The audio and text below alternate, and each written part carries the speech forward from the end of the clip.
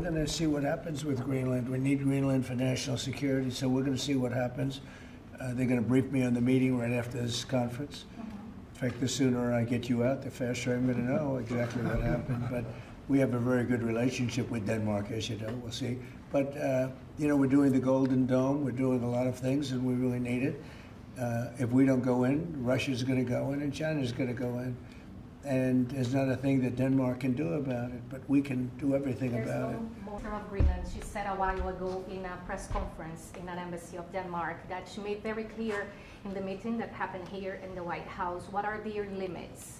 She also said that it was a very respectful meeting. Are those limits going to be respected? Well, we're going to see what happens with Greenland. We need Greenland for national security, so we're going to see what happens. They're going to brief me on the meeting right after this conference. In fact, the sooner I get you out, the faster I'm going to know exactly what happened. But we have a very good relationship with Denmark, as you know. We'll see. But, we're doing the Golden Dome. We're doing a lot of things, and we really need it. If we don't go in, Russia's going to go in, and China's going to go in. And there's not a thing that Denmark can do about it, but we can do everything about it. More than what they can do than Well, we're going to see. Look, we're going to see what happens. But we need it. I'm not the first one. This was talked about by President Truman, and 40 years before President Truman they were talking about it. They've been talking about this for 100 years. This is not anything so new. A lot of people don't realize that, but this was a hot subject, probably not as hot as it is now, but it was a hot subject for a long time. We need it for national security, and that includes for Europe. And I spoke with, as you know, Mark, the head of NATO, and he really wants to see something happen. We have been pushing for quite a while in NATO for a stronger collective role in Greenland together with a number of allies. And we are eager to work with the US on advancing this agenda, and we are prepared to go further. Therefore, our aim was to find a common understanding on all these points and to launch, if possible, further in-depth work to deliver on them. A true narrative that we have, Chinese warships all around the place. According to our intelligence, we haven't had a Chinese warship in Greenland for a decade or so.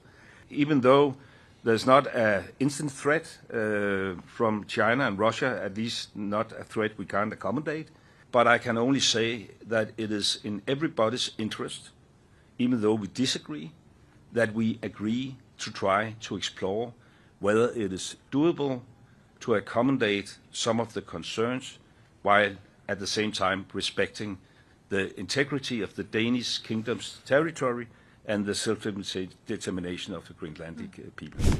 Minister Vivian Motzfeldt and I met with Vice President Vance and Secretary Rubio today.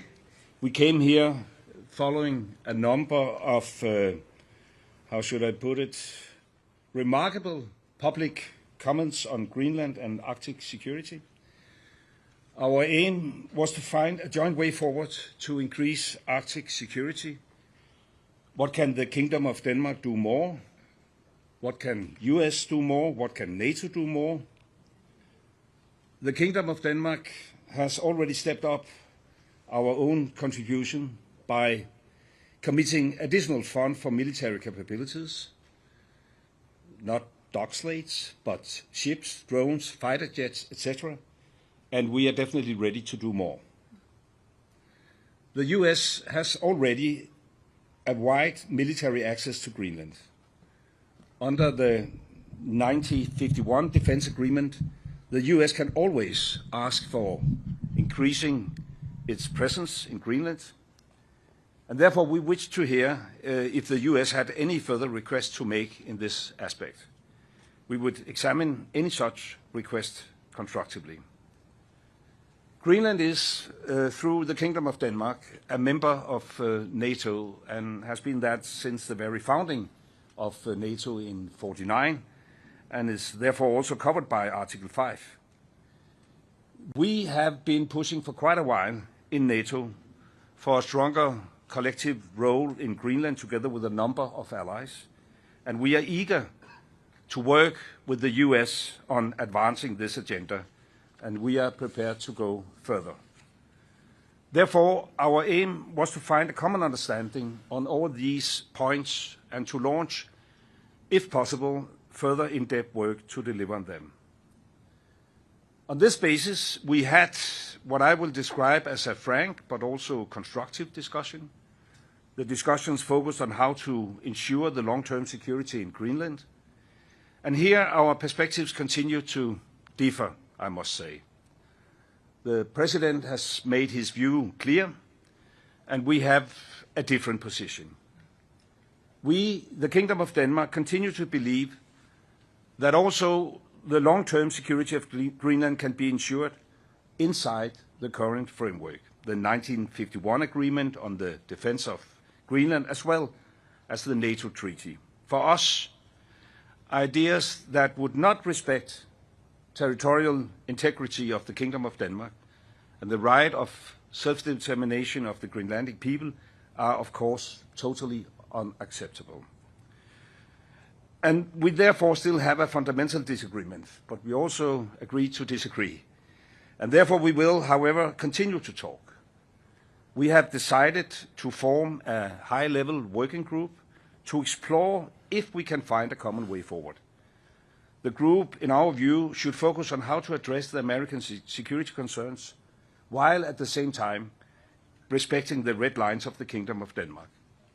We expect that such a group will meet for a first time within a matter of weeks. And then I will pass the floor to my colleague from Greenland, Vivian Mosfeld.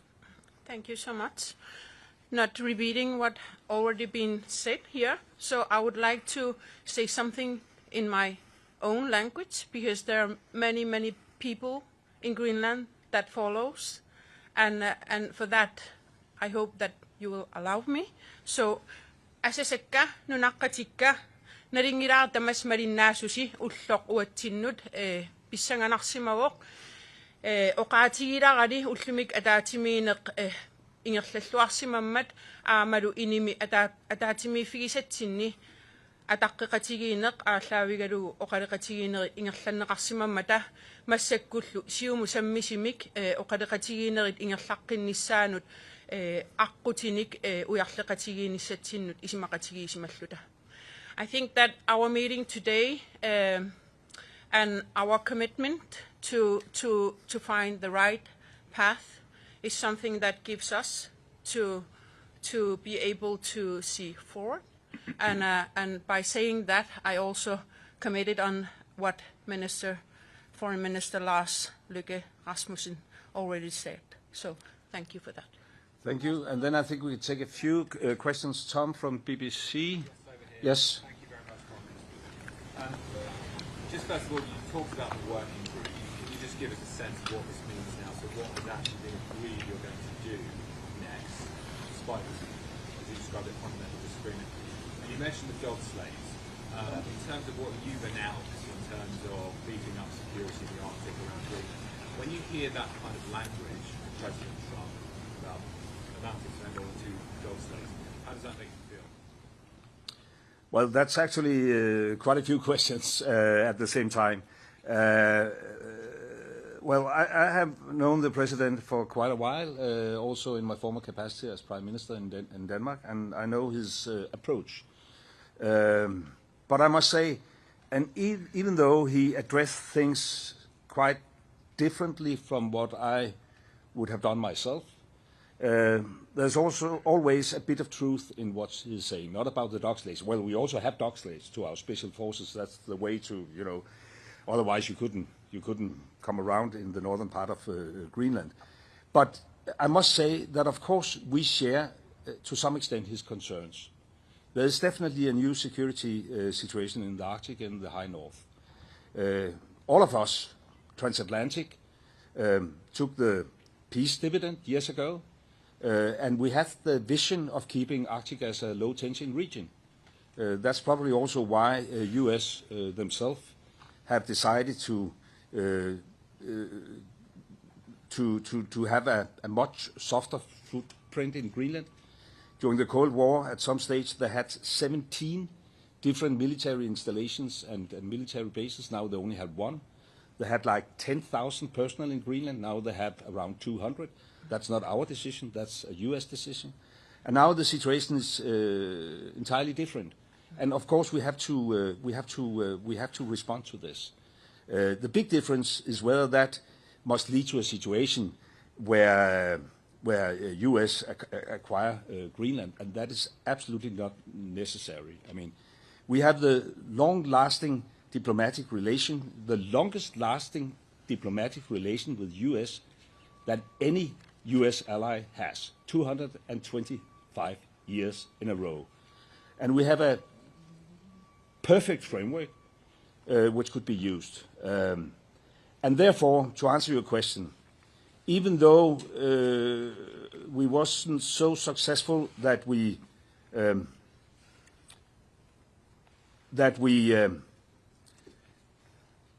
reached, a conclusion where our American colleagues said, "Oh, sorry, it was a totally misunderstanding. We gave up on our ambitions." There's clearly a disagreement. We agreed that it makes sense to try to sit down on a high level to explore whether there is possibilities to accommodate the concerns of the President while we at the same time respect the red lines of the Kingdom of Denmark. So this is the work we will start. Whether that is doable, I don't know. I hope, and I would like to express that it could take, down the temperature.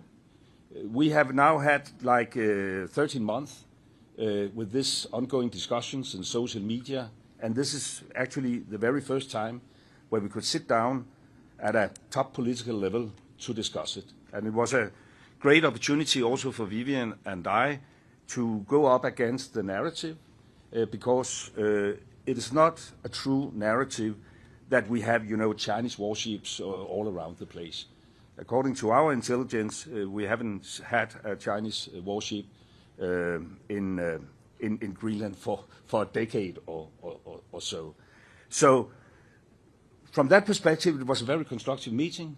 As I said, frank discussion among equal partners, and now at least we have to give it a try. Do you want to add anything? No, I think it's very important to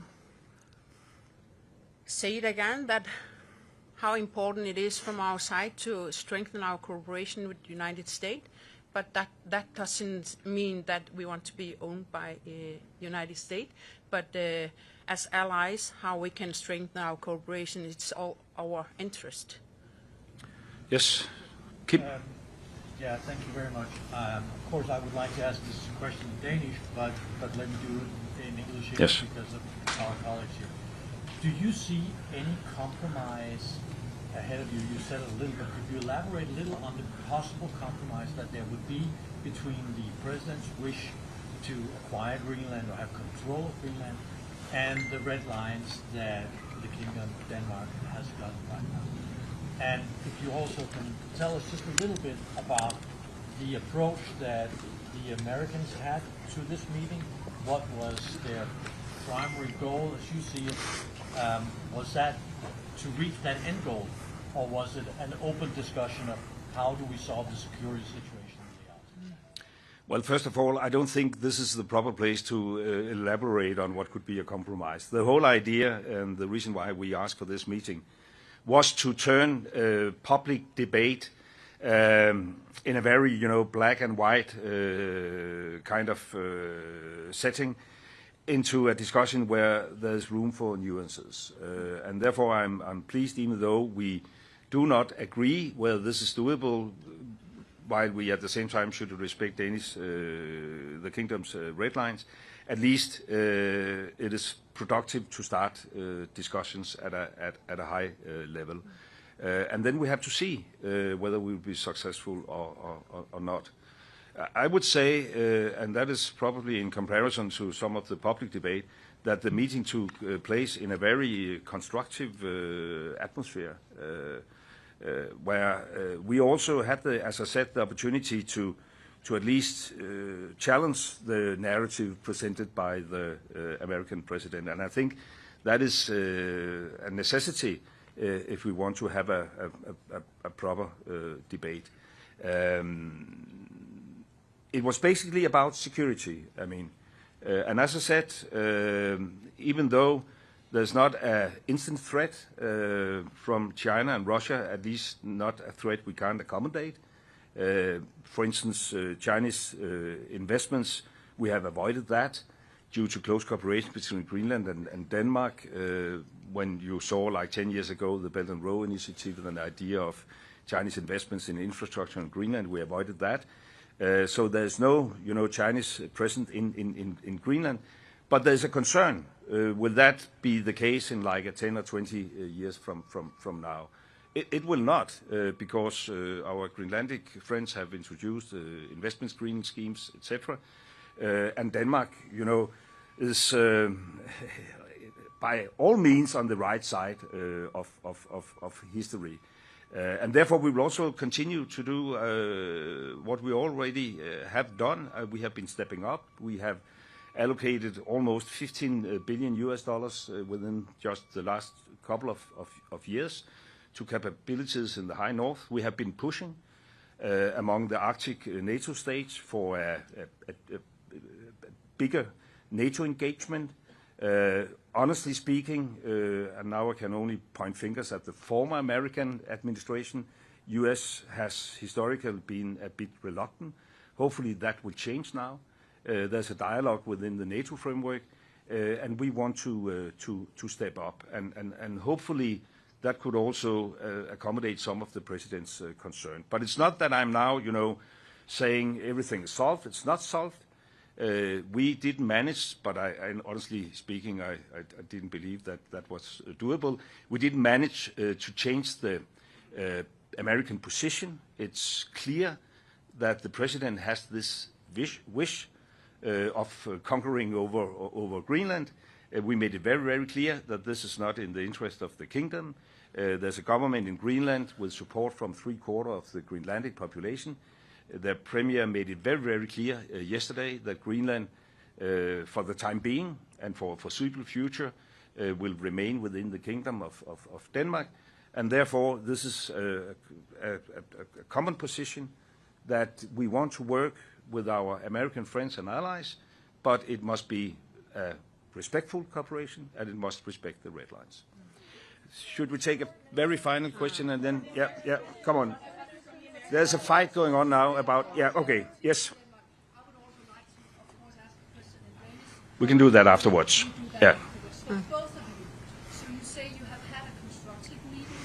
You said in Greenlandic, I could hear the translation, it was a good meeting. But how do you feel about going out of that room without the threat being off the table? So we still have the American administration that wants to have Greenland being part of the United States.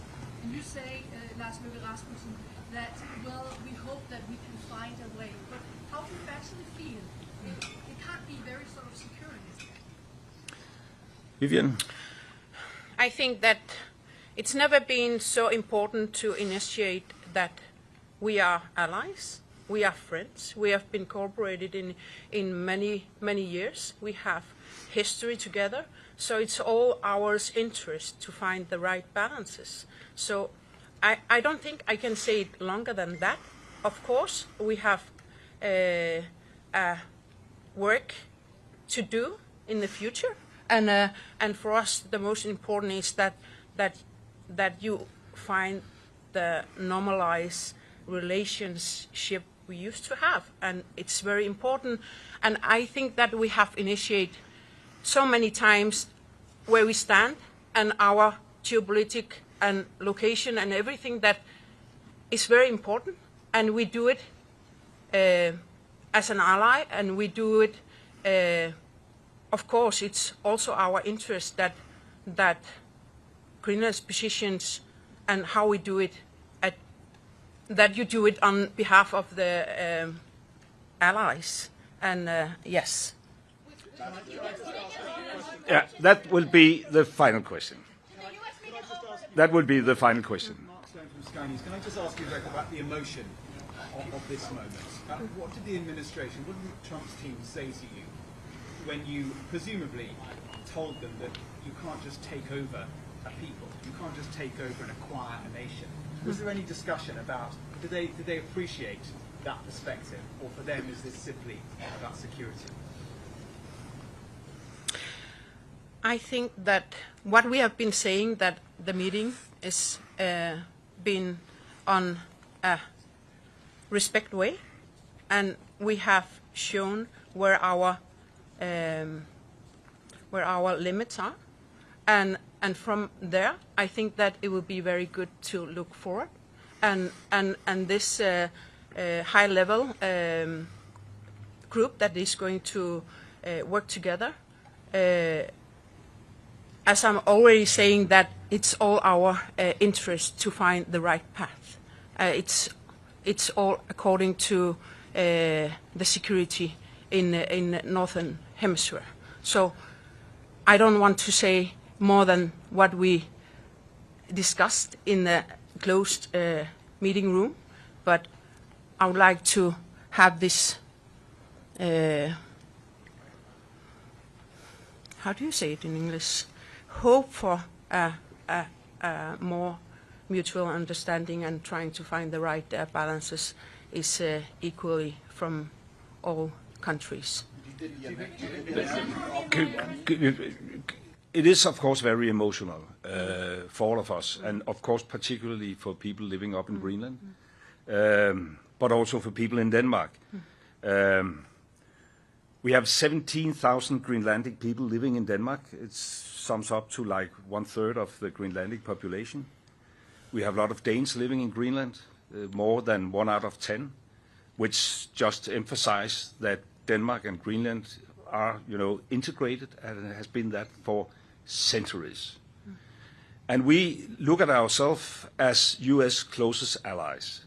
I've had this discussion with the president previously. In Afghanistan, we had exactly as many casualties as U.S. And I know very well that, the future is not necessarily about the past, but I think it is important also to have the past in mind. And we are eager to fulfill our promises. And even though our view on the situation right now around Greenland differs from public statements in the U.S., we share the concerns in a long-time perspective. And we want to work closely with the U.S., but it must, of course, be a respectful kind of cooperation. And we both took the opportunity, of course, also to express that it is not easy to think innovative about solutions when you wake up every morning to different threats. Whether that will have an impact, I can't say for sure, but I can only say that it is in everybody's interest, even though we disagree, that we agree to try to explore whether it is doable to accommodate some of the concerns while at the same time respecting the integrity of the Danish kingdom's territory and the self-determination of the Greenlandic people. Thank you.